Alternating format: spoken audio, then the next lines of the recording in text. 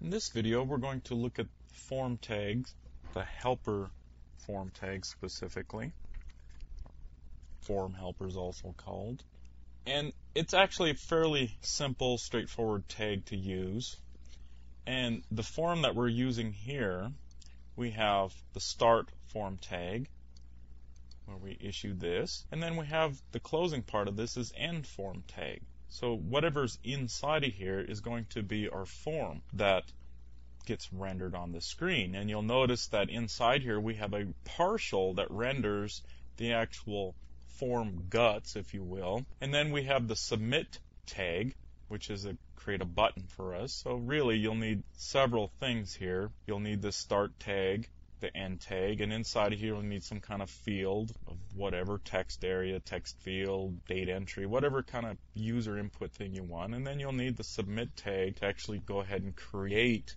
In this case, it's create, but you'll need a button to go ahead and issue the action. Now, up here in our start form tag, the one thing attribute that we do have defined and that you need to define is going to be our action. In this case, it's create. And this directly relates back to whatever controller is calling this.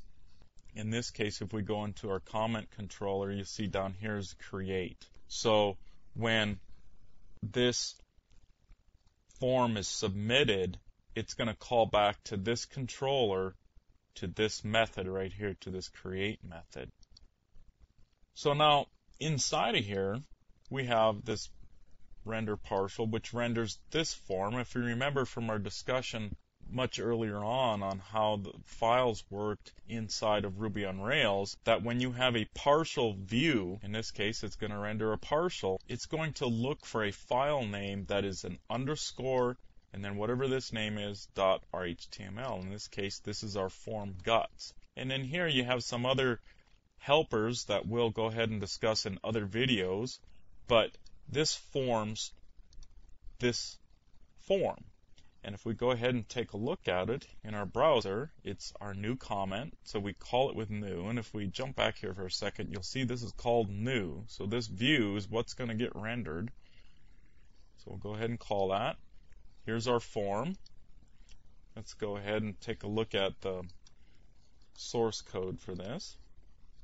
And you'll see here's our form, action, create. Method is posted, pulled that for us. We didn't have to tell it that. And then our form guts that get pulled from that other partial rendered file. And then down here at the bottom we have our button. We have a commit. The name, the actual value is create. This is all generated for us automatically. And this closes out our form. So building forms in Ruby on Rails is very simple. You simply have to remember the specific parts of the form that you need to actually create the form.